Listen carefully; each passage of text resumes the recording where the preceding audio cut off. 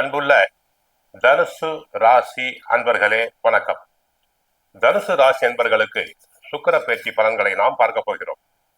தனுசு ராசினருக்கு சுக்கிர பகவான் முறைப்படி அவர் 6ஆம் இடத்திற்கும் 11ஆம் இடமாகிய லாபஸ்தானத்திற்கும் உரியவர். நவம்பர் 3ஆம் தேதி இதுவரை 10ஆம் இடத்தில் இருந்த சுக்கிர பகவான் தங்களுக்கு அவர் லாபஸ்தானத்துக்கு வருகிறார். சுக்கிரன் லாபஸ்தானத்துக்கு வருவது லாபங்கள் அதிகரிக்கும், பண வரவுகள் கூடும், சுப நிகழ்ச்சிகள் நடைபெறும், மக்களிடையே செல்வாக்கு உயரும். அரசியல் துறை சம்பந்தப்பட்டவர்களுக்கு கட்சியில் பதவிகள், உயர் பதவிகள் கிடைக்கலாம்.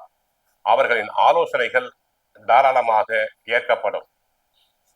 மக்களிடையே செல்வாக்கு புகழ் பெருகும். கலை நிகழ்ச்சிகள் வெளிநாடு வெளிமாநிலங்கள் சென்று வரலாம். ஆடல் பாடல் நாட்டிய துறையில் உள்ளவர்களுக்கு வருமானம் அதிகரிக்கும். மனம் கலை நிகழ்ச்சிகளில் லயிக்கும். சிலர் நடித்த படங்கள் நல்ல வசூலாகும். சாதாரண முதலீட்டில் ஆரம்பித்த புது பட தயாரிப்பவர்களுக்கு நல்ல வருமானம் அதிகரிக்கும்.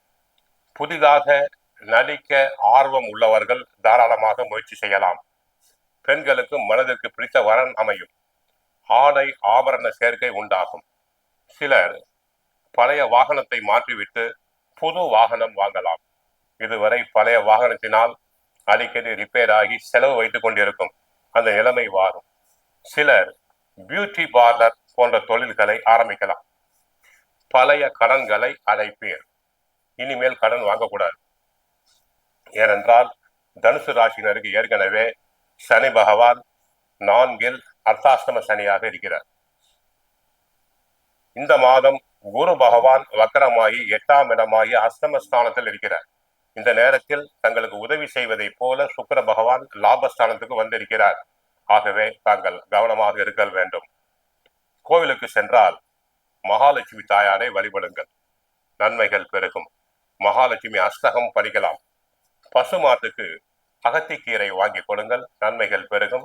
வாழ்க வளமுடன், மங்களம் உண்டாகட்டும்.